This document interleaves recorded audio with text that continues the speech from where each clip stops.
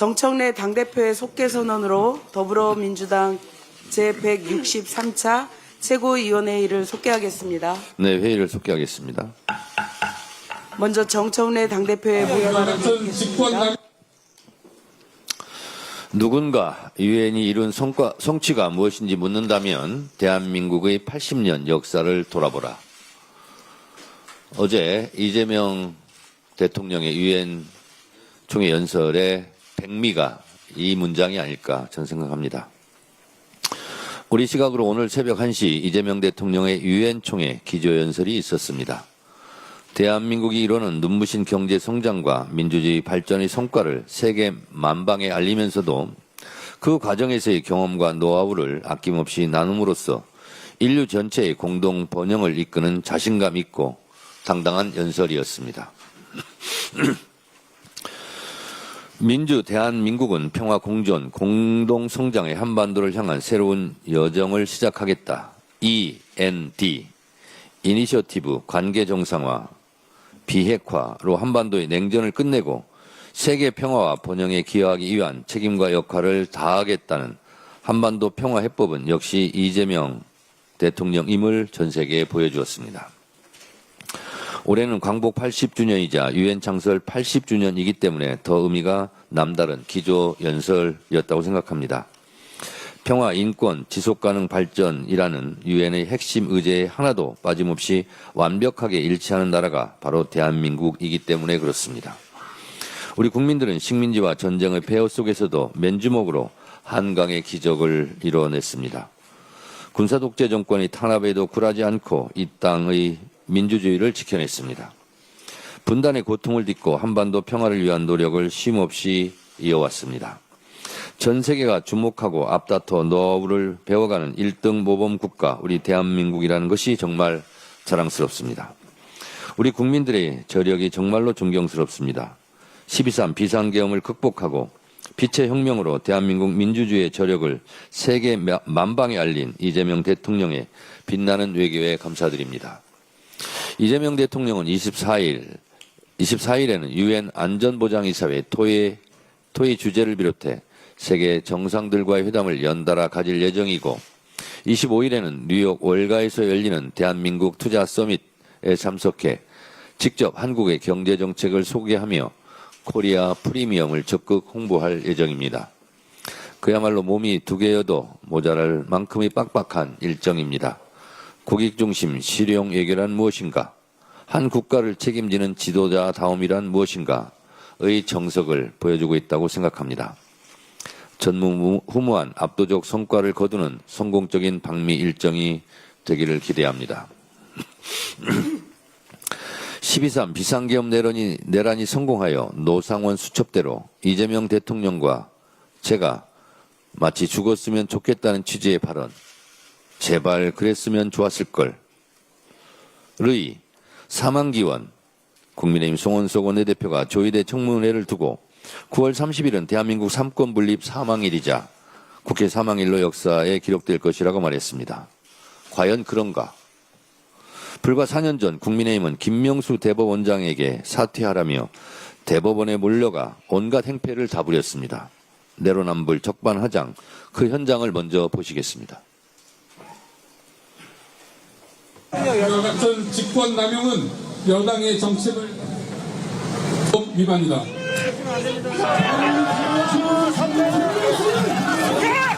김명수 대법원장 출입해 주십시오.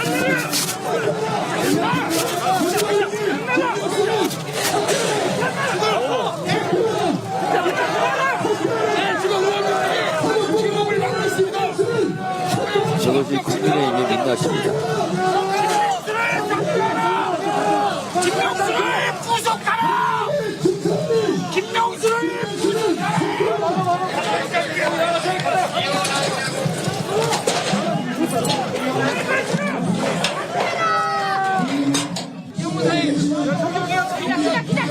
여러분, 발기해 주십시오.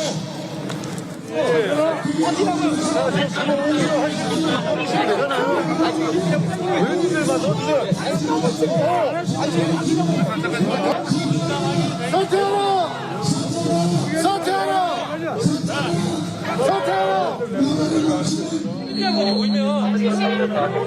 잠깐만 기다려주세요.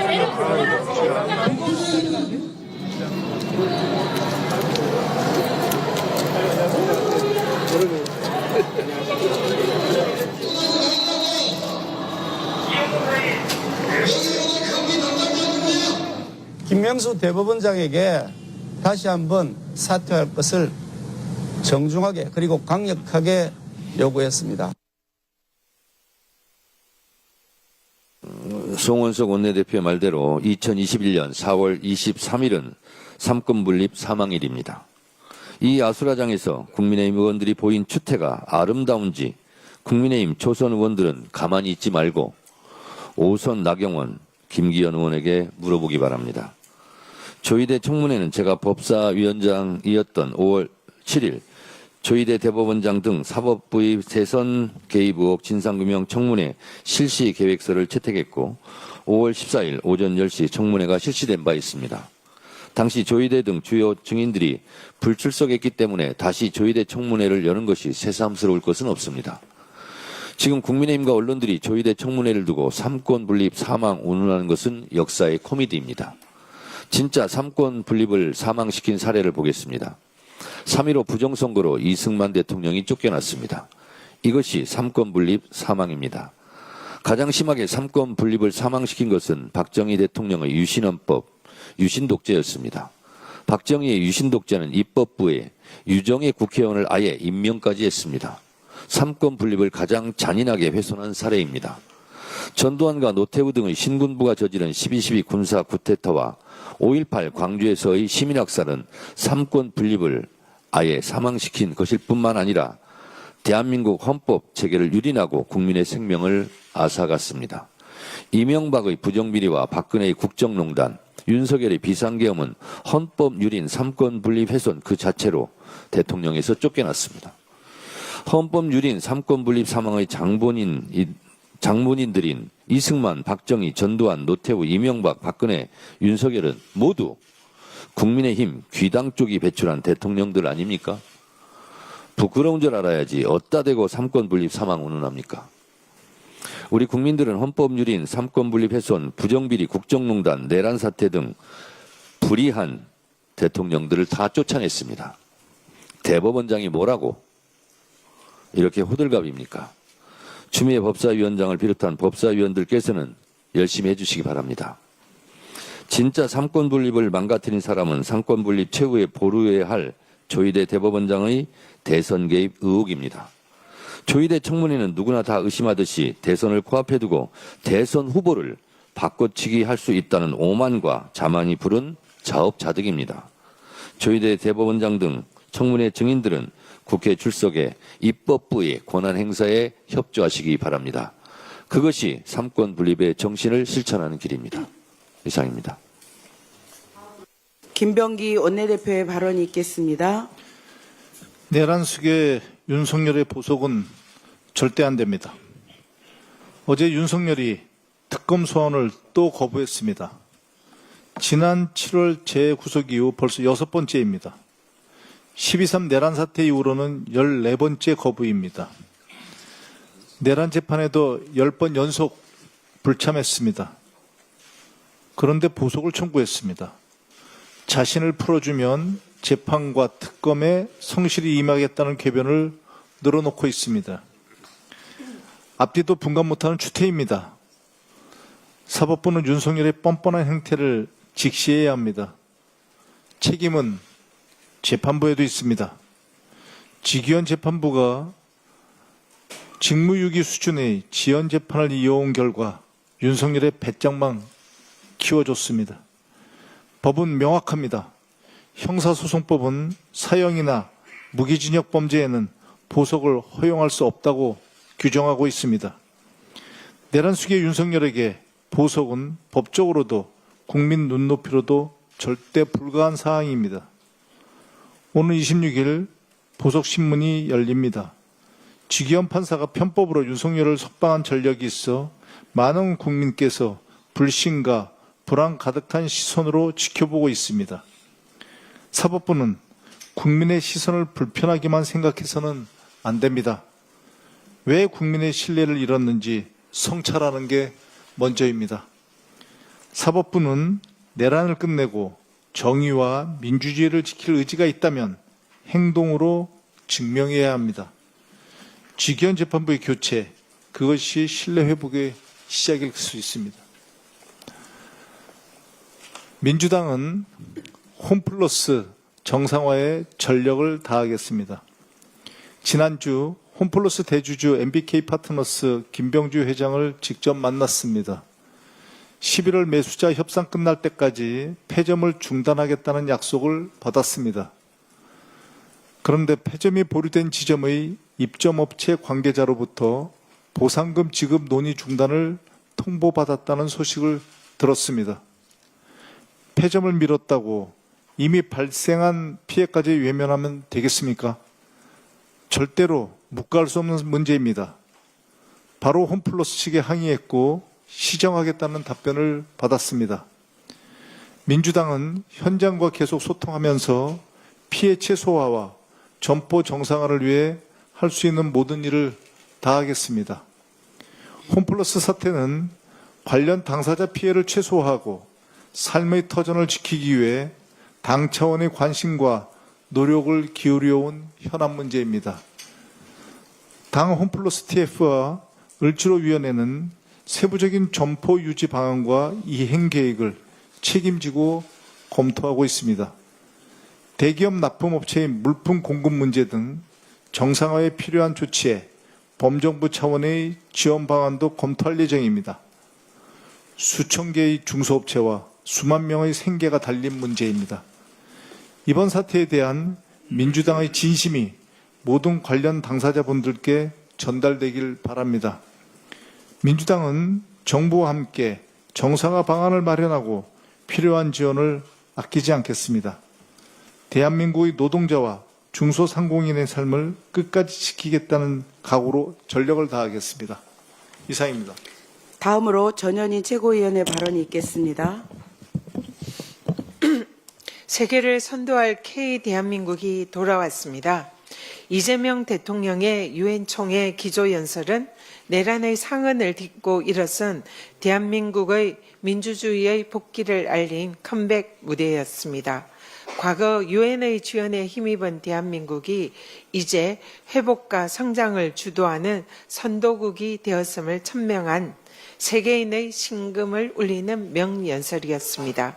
한반도 평화, 기후위기 대응 등 국제사회의 공동 과제를 선도적으로 대응할 글로벌 책임국으로서의 위상도 확인한 순간이었습니다.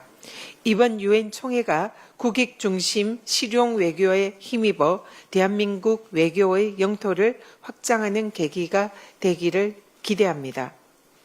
대통령실이 역대 정부 최초로 특갈비를 국민에게 공개했습니다. 집행일자, 명목, 금액 모두 상세히 공표되었습니다. 국민이 피땀 흘려낸 세금을 한 푼도 헛두루 쓰지 않고 투명하게 밝히겠다는 이재명 대통령의 용단의 경의를 표합니다.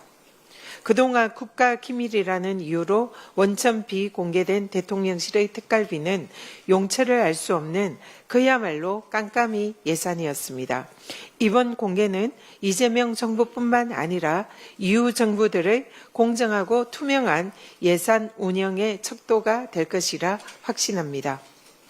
국회 법사위장을 난장판으로 만든 국힘의 검찰개혁 청문회 난동은 명백한 검찰개혁 방해이자 제2의 빠루 사건입니다. 공용 기물인 컴퓨터에 민주당 비난 유인물을 부착한 국민의힘 법사위원들은 아예 처음부터 작정하고 청문회를 무산시킬 의도였다는 의구심이 듭니다. 나경원 의원이 앞장선 국힘 법사위원들은 위원장석을 둘러싸고 위력 행사까지 하며 법사위원장과 민주당 법사위원들의 의사진행을 방해했습니다. 빠루 사건에 이은 명백한 두 번째 국회 선진화법 위반 사건입니다. 반성 없이 습관적으로 국회 선진화법을 위반하고 의회주의를 파괴하는 국힘의 무소불위 폭력적 행태를 결코 묵과하지 않겠습니다. 민주당은 국힘의 조직적인 방해에도 흔들림 없이 검찰개혁을 완수하겠습니다. 특검 수사가 후반부에 들어섰습니다. 어제 시행된 특검법 개정안은 파도 끝없이 나오는 윤석열, 김건희의 국정농단 범죄를 끝까지 추적해서 단죄하기 위한 추진체입니다. 특검은 잔존내란 세력들의 어떠한 저항에도 굴하지 말고 오직 국민만 믿고 헌법과 법률에 따라서 흔들림 없이 성역 없는 수사에 매진해 주기를 당부드립니다. 특검 출석 요구에 불응한 권성동 의원은 오랜 친구 윤석열처럼 오만방자한 법치주의 무시 본색을 드러내는 것입니까? 길거리 아스팔트 극우 정당으로 전락한 국힘은 내란 동조에 이어서 정교 분리 원칙 위반으로 위헌 정당 해산 마일리지를 쌓고 있는 것입니까? 국힘은 특검 수사와 검찰개혁 방해에 골몰하지 말고 자당의 갱생 방안이나 찾아보시기 바랍니다. 이상입니다. 다음으로 한준호 최고위원의 발언이 있겠습니다. 네, 앞서 말씀드린 대로 이재명 대통령께서 제80차 유엔총회 기조연설을 매우 성공적으로 마쳤습니다. 대한민국의 회복력과 민주주의의 저력이 전 세계의 것이 될 것이다 라는 연설은 계엄과 내란을 지나온 우리 모두와 전 세계에 깊은 울림을 주었습니다. 민주화, 평화, 공존과 동반 성장의 리더십으로 선진국 대한민국이 국제사회에서 모범을 보일 수 있도록 더불어민주당도 이재명 대통령과 정부, 국민 모두를 뒷받침하도록 하겠습니다. 어제 김민석 국무총리 주재로 국무회의가 열렸고 3대 특검법 개정안을 비롯해서 중요한 안건들이 의결됐습니다. 그런데 송원석 국민의힘 원내대표가 이 사안을 두고 대통령 순방 기간 중에도 야당 말살을 위한 폭주가 멈출 줄 모른다라고 하면서 대통령 순방과 국무회의를 싸잡아 비판했습니다. 진짜 할 일이 없습니다. 송원석 원내대표 본인이 여당이었던 윤석열 정권 시기에나 똑바로 하고 남을 비판해야죠. 불과 1년 전인 2024년 7월 내란 속의 윤석열이 미국을 순방할 때 일입니다. 한덕수 당시 국무총리가 국무회의를 열어서 최혜병 특검법에 대해 제2요구권 행사 건의안을 의결했고 윤석열이 즉각 제거하지 않았습니까? 그때 그렇게 막았던 특검이 1년 뒤에 출범해서 수사를 개시했고 지난 국회 본회의와 이번 국무회의를 통해서 활동 기한도 연장되었으니 답답하고 다급하겠죠.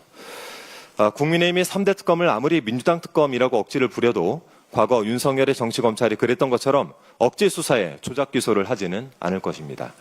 국민들 귀에는 탄압, 보복 같은 헛소리는 그저 살려달라라는 소리로밖에 들리지 않을 것입니다.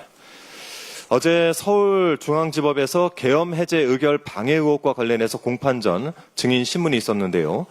증인인 한동훈 전 대표가 출석하지 않았다고 합니다.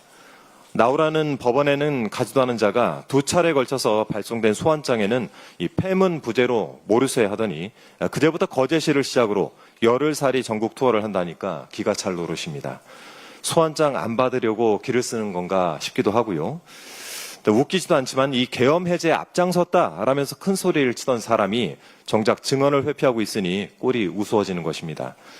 한동훈 전 대표는 불출석 사유로 더 할 말이 없다라고 했지만 실은 할 수 있는 말이 없는 것 아니겠습니까?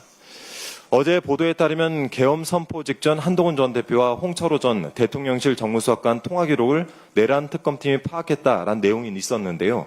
물론 기사는 현재 내려가 있는 상태입니다만 관련해서 이 한동훈 전 대표는 부재중 전화했다라는 주장을 SNS에 올리면서 이 계엄 당일 오후 10시 15분경 홍철호 전 수석과 나눈 문자 메시지 내용을 SNS에 게재했습니다. 자, 그렇다면 한동훈 전 대표야말로 오후 10시 23분경 계엄 선포 직전까지 계엄을 인지하고 막을 수 있었던 기회가 있었던 것 아닙니까? 민주당더러 계엄을 예방하지 않았다라고 허튼 소리를 하던 한 전 대표. 이 계엄 직전에 선포 계획을 막을 수 있었을 텐데 왜 그렇게 하지 않았습니까? 마지막으로 소환장을 송달받았다는데도 증인으로 출석하지 않으면 과태료를 물을 것이고 또 법정에 거짓 증언을 하면 위증의 벌을 받게 될 테니까 차라리 소환장을 안 받는 것이 최선이다 이렇게 여기고 팔도 유람을 떠난 게 아니라고 한다면 다음 전국 투어에서는 꼭 서울로 와서 민심도 청취하시고 증인신문에서 반드시 출석해 계엄 해제에 앞장을 섰던 그 영웅담을 상세히 증언해 주시길 부탁드립니다. 이상입니다. 다음으로 김병주 최고위원의 발언이 있겠습니다. 새벽에 일어나서 이재명 대통령께서 한 유엔 연설을 봤습니다. 유엔 연설을 보면서 눈시울이 뜨거워졌습니다. 12.3 내란 극복과 민주주의 복원, 대한민국의 정상화를 전 세계에 당당히 알렸습니다. 함께 머리 맞대고 노력했던 지난날의 기억이 떠올라 저 역시 눈물을 감출 수가 없었습니다. 감동이었습니다. 한반도 평화비전 END 이니시티브 또한 세계 앞에서 공감과 지지를 이끌어냈습니다. 엄중하고 어려운 과제임에도 분명하지만은 담대한 모색이 필요한 시점입니다. 민주당이 모든 노력을 다해 뒷받침하겠습니다. 국민의힘 당명을 교주의 힘으로 바꿔야 합니다. 알고 보니 통일교가 윤석열 내란 정권 탄생의 1등 공신으로 보입니다. 정교 유착 부정. 윤석열은 대통령에 당선되고 한학자 교주에게 감사 인사까지 올렸다는 보도가 있습니다. 넙죽넙죽 절하고 낼름낼름 돈 받은 의혹의 권성동은 아예 통일교에 대한 수사 기밀까지 갖다 바친 의혹의 당사자로 특검이 지목하고 있습니다. 정당이 교주 손바닥에 놀아나고 있습니다. 통일교를 비롯한 신천지, 극우 개신교 집단의 불법적 정교 유착에 대한 철저한 조사가 필요합니다. 국헌을 파괴한 정당은 해체하고 헌법을 유린한 종교는 법의 심판을 받아야 합니다. 조희대 대법원장이 법을 악용해 세종대왕을 욕보이고 역사를 먹칠했습니다. 세종대왕께서 무덤에서 일어나셔서 치도곤을 내리칠 막말입니다. 법 좀 안다고 법 앞세워서 전형적인 법꾸라지 궤변입니다. 조희대는 법과 역사를 들먹이기 전에 역사 앞에 얼마나 당당한지 반성하는 게 먼저입니다. 초대 대법관 가인 김병로 선생은 법관은 굶어 죽는 것을 영광으로 알아야 한다고 말씀하셨습니다. 아마 이 의미는 청렴결백, 정의를 강조한 것으로 보입니다. 전관예우로 1년에 수십억 원씩 축제하는 법관들은 부끄러운 줄 알고 사법개혁에 앞장서 동참해야 합니다.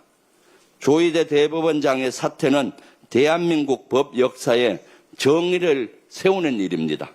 민주당은 조희대를 반드시 사퇴시키고 사법개혁을 확실히 완수하겠습니다. 국가 존립을 위해 안보보다 더 소중한 가치는 없습니다. 여당도 야당도 국가가 있어야 존재하는 겁니다. 대통령이 자주국방을 말하는데 뜬금포 미군 철수를 왜 나옵니까? 대한민국의 자주국방을 가장 원하는 나라는 바로 미국입니다.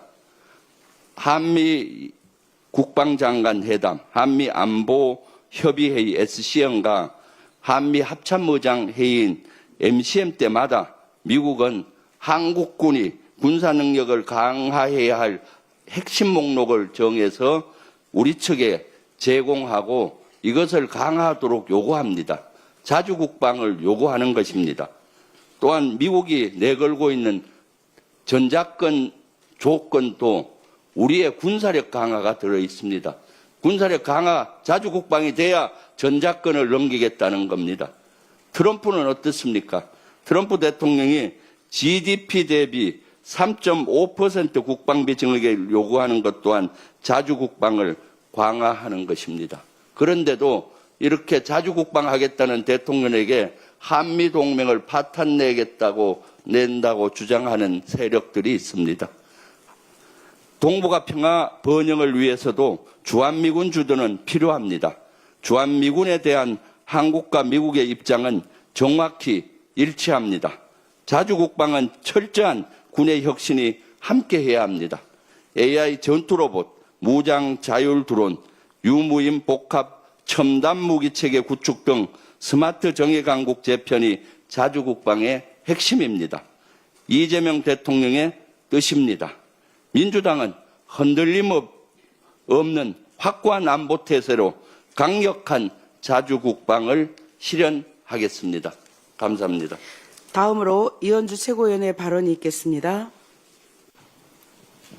네, 26일에 윤석열 내란 수계 재판과 관련해서 보석 청구한 게 신문이 열린다고 합니다. 이걸 듣고 국민들은 아연실색합니다. 무슨 낯짝으로 보석 신청을 합니까? 내란 수계 혐의에 대해서 나중에 형량의 어떤 이런 부분에 대한 논의는 있을지 몰라도 내란 수계의 성립 여부에 대해서 어떠한 이론의 여지도 없지 않습니까? 쿠데타를 안 한 것도 아니고 또 헌법이나 법률을 위반하지 않은 것도 아니고 너무나 명백한 죄입니다. 그런데 무슨 낯짝으로 보석 청구를 하는지 기가 차고 또 이걸 가지고 그런데 국민들은 설마 하면서도 걱정이 많습니다. 과거에 심우정 검찰의 항고 포기 그리고 지기현 판사의 구속 취소를 떠올리면서 무슨 악몽이 다시 되살아나지 않을까 하는 걱정을 합니다. 이것이 바로 오늘날 검찰과 사법부 불신의 큰 토대가 되었다라고 무시하지 않을 수 없을 겁니다. 지기현 판사 등 사법부는 국민들이 지켜보고 있다라는 것을 명심하시고 이 문제는 단순히 정치적 어떤 진영이나 자신의 성향의 문제가 아니라 헌법에 대한 헌법 질서를 지키는 문제고 대한민국 국민들에 대한 최소한의 도리의 문제다. 이렇게 좀 무겁게 인식하시기 바랍니다. 이재명 정부가 대통령실 특활비 내역을 국민께 대한민국 역대 정부 최초로 공개를 했는데요. 이것은 국민의 알 권리를 충족하고 법원의 판결을 존중하겠다는 대통령의 의지를 실천으로 보여준 것입니다. 그동안 대통령실은 물론이고 검찰, 국정원 등 정부 기관과 권력기관이 기밀 유지를 핑계 삼아서 특활비를 쌈짓돈처럼 사용하면서도 내역을 공개하지 않아서 깜깜이 예산이 문제가 되고 국민들 위에 사실상 군림하는 결과가 초래되었습니다. 이번 선례에 따라서 이제 앞으로는 모든 정부 부처와 권력기관들이 국민의 알 권리를 비롯한 기본권을 철저히 존중하고 예산 집행의 투명성을 높이면서 제대로 청렴결백하게 이렇게 국정을 운영해 나갈 것으로 기대합니다. 그동안 환자 가족이 100% 부담해온 중증 환자 간병비 내년 하반기부터 건강보험에서 지원하는 방안을 보건복지부가 추진 중에 있다고 합니다. 간병살인,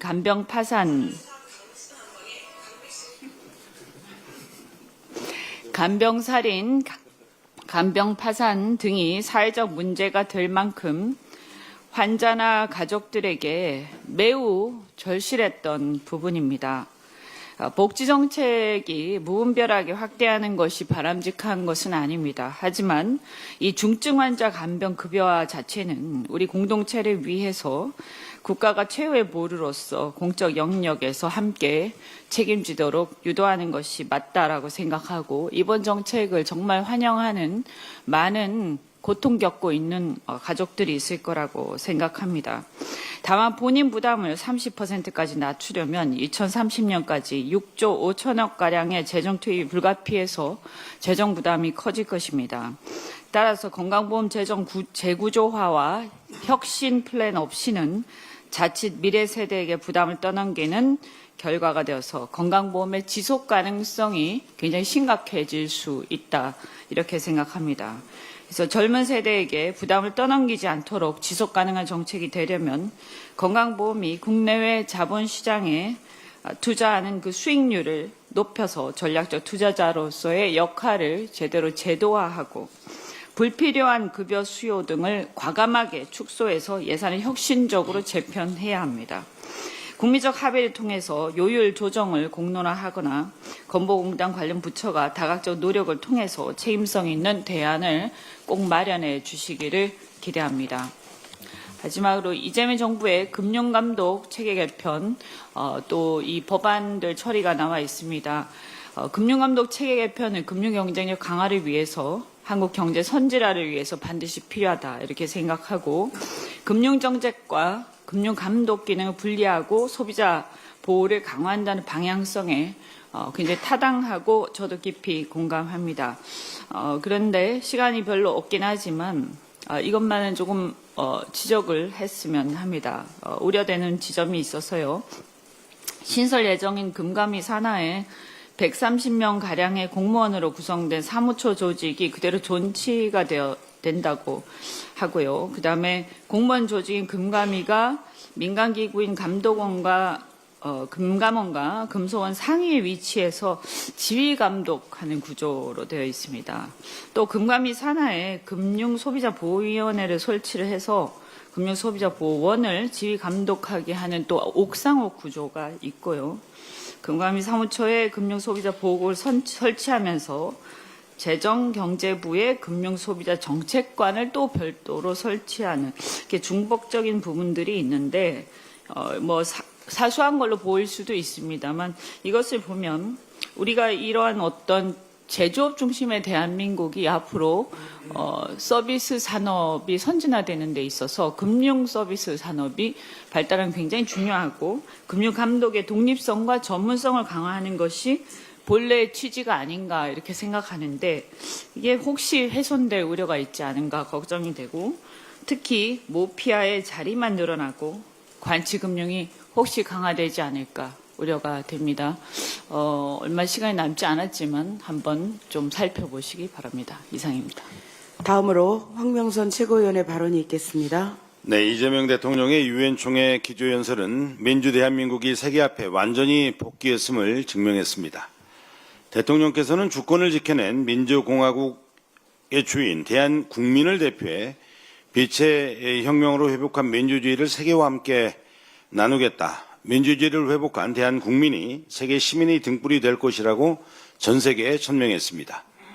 이는 내란 세력을 포갑해 맞서 국민이 쟁취한 민주주의의 승리, 민주공화국 대한민국의 위상을 세계에 드높인 역사적인 선언으로 기록될 것입니다. 아울러 교류, 관계 정상화, 비핵화, 이른바 E&D 이니셔티브로 한반도 평화 공존의 새 시대를 열고 AI, 기후에너지 전환 등 인류 공동과제에서 한국이 선도적 역할을 하겠다고 약속했습니다. 유엔 창설 80주년, 분단 80년의 역사를 넘어 민주주의의 회복국가 대한민국을 세계사에 당당히 새겨넣은 오늘입니다. 민주주의를 지켜낸 국민들의 뜨거운 열망이 세계를 울렸습니다. 민주당은 국민과 함께 이 위대한 복귀의 길을 끝까지 뒷받침하겠습니다. 어제 국무회의에서 덧센 3대 특검법이 최종 의결이 되었습니다. 내란 김건희, 최상병 특검은 수사기간을 늘리고 인력을 대폭 보강합니다. 아울러 내란 재판은 국민 앞에 투명하게 중계가 됩니다. 이는 국가의 존립과 국민의 안전을 담보하기 위한 진실규명과 정의 실현의 최소한의 조건이며 내란 권력의 뿌리를 뽑아내라는 국민의 명령에 응답한 것입니다. 내란 종식은 오로지 단죄와 청산만으로 해결 가능한 절대적 과제입니다. 민주당은 국민이 명령하신 내란 종식의 길을 한치의 흔들림 없이 끝까지 지켜나가겠습니다. 이상입니다. 다음으로 서삼석 최고위원의 발언이 있겠습니다. 천문학적인 돈을 쏟아붓고도 실패한 윤석열 국정브리핑 1호 사업이 대한고로 프로젝트입니다. 윤 정부가 무리하게 동해 탐사와 시추를 하면서 동해 지역 어민들의 홍게 조업이 몇 달간 중단되기도 했습니다. 시추 소음과 진동에 어장이 흔들리고 홍게가 종적을 감추면서 어획량은 크게 줄었다고 합니다. 실제로 수협 통계에 따르면 1차 시추 작업 보름 동안에만 홍게 입한 실적이 전년 대비 20톤 이상 감소했다고 합니다. 이와 함께 홍게 선주 어민들은 예상 손실액을 50억 원 이상으로 추정하고 있습니다. 대왕고래는커녕 홍게도 못 잡게 했습니다. 첫 시추 때부터 어민들은 어선을 동원하는 등 어업권 보장과 어민 생존권을 위한 처절한 사투를 벌였지만 지금까지 어떠한 피해 보상도 받지 못했다고 합니다. 윤 정부가 마카파식 자원 탐사로 홍게 선주 어선 32척 220여 명의 선원이 경영위기를 겪을 때 대왕고래 프로젝트 담당 사업본부는 300%의 성과금을 받아갔다고 합니다. 지나가는 소도 웃지 않을 일이라고 합니다. 이런 상황에 또 다른 유망구조 시추와 탐색이 진행 중이라고 합니다. 부디 어민들을 무시하고 진행됐던 대왕 실패 프로젝트 전체를 밟지 않기를 바랍니다. 해당 기관은 조속히 조사를 실시하여 어민 피해를 산정하고 합당한 보상이 이루어지도록 관계 부처의 적극적인 노력을 요청드립니다. 덧붙이겠습니다. 지난 17일 지하철역 환승 육교에서 쓰러진 여성을 한 여대생이 응급조치 의식이 회복될 때까지 곁을 지켰다고 합니다. 당사자인 학생도 훌륭하지만 해당 학교와 교수님들의 가르침도 짐작이 갑니다. 자신의 입장을 말하는 학생의 이야기를 언론 노출 정도로 가볍게 지나쳐서는 안 될 사안이라고 생각합니다. 선함과 도덕적 책임을 다한 사람들에 대해 단순히 칭찬으로만 그치지 않고 곳곳에 사각지대가 산재된 이 사회의 선한 영향력과 큰 울림으로 넘쳐 흐를 수 있도록 동기부여가 필요하다고 봅니다. 생명과 나눔, 배려 등이 우선되는 인식의 변화를 이끌어내기 위해서는 정부 정책과 사회적 문화적 환경이 뒷받침되어야 한다고 생각합니다. 정부는 국민께서 참 살만한 세상이다 라는 생각이 들 수 있도록 생명 존중과 함께 살아가는 사회를 만들기 위한 대책 마련에 더 힘써 주실 것을 요청드립니다. 이상입니다. 마지막으로 박지원 최고위원의 발언이 있겠습니다. 조희대 대법원장은 감히 세종대왕의 법철학을 입에 올리는 것이 부끄럽지 않습니까? 어제 열린 세종국제컨퍼런스 개회사에서 조 원장은 세종대왕은 법을 왕권 강화를 위한 통치수단으로 삼지 않았다고 말했습니다. 보수 언론들은 이를 마치 이재명 정부와 민주당의 사법개혁에 대한 논박인 것 마냥 일제히 받았으며 대서특필했습니다. 하기사 손바닥에 왕자를 새기고 대선 토론에 나온 적도 있었으니 국민으로부터 주권을 위임받은 공화국의 대통령과 봉건 군주를 동일시하는 그들의 시대착오적인 관점을 이해 못할 바도 아닙니다. 하지만 더 우스운 것은 희대의 사법 쿠데타의 주역인 조 희대 대법원장이 신중한 형벌을 강조했던 세종대왕의 철학을 운운한다는 점입니다. 세종대왕의 교지와 옥송 팔칙을 빌려서 말씀드리겠습니다. 한 사람의 억울한 옥사가 나라 전체를 병들게 하니 고집이나 편견에 치우치지 말라. 남들 말에 부하뇌동 말고 연고에 얽매이지 말라. 절차를 너무 급히 종결하지 말고 여러 방면으로 따져보라. 조 대법원장에게 묻습니다. 판결 전에 누구를 만나 어떤 말을 듣고 어떤 고집과 편견에 사로잡혔기에 신중히 따져보지도 않은 채 졸속으로 파기환송 판결을 내린 것입니까? 오얏나무 아래서는 갓근도 고치지 말라는 선조들의 격언이 있습니다. 그런데 조 대법원장은 이 격언이 무색하게도 전 국민이 지켜보는 가운데 오얏 열매를 훔쳐가서 먹으면서 사법 불신을 자초한 사람입니다. 국민으로부터 민주적 정당성을 부여받은 사람이 아니기 때문에 국민 앞에 책임지고 물러나라고 요구하지는 않습니다. 하지만 사법부의 수장으로서 최소한 후배 법관들 앞에라도 사죄하고 자리에서 물러나는 것이 마지막으로 할 수 있는 공적인 책무임을 깨닫기 바랍니다. 이상입니다. 이상 발언을 모두 마치고 당대표께서 회의를 폐회하시겠습니다. 2, 3일간 많은 언론들에서 마치 당 지도부와 법사위가 이견이 있는 것처럼 갈등이 있는 것처럼 보도했는데 사실이 아닙니다. 조선일보는 제목에서 정청래도 못 막은 추미애, 조희대 청문회 강행 이렇게 이간질하고 갈라치기 하는 제목을 붙여서 과도한 공세를 자제하라는 둥 했다고 하는데 제가 그런 말을 한 적이 없습니다. 제가 얘기한 것은 일정을 공유하자라는 차원이지 조희대 대법원장에 대해서 손방망이로 조희대에 대한 공세를 하지 말라든가 늦추자든가 그런 취지가 아닙니다. 이렇게 언론에서 이간질하고 갈라치기 하는데 꿈 깨시기 바랍니다. 그런 일 없습니다. 회의를 마치겠습니다.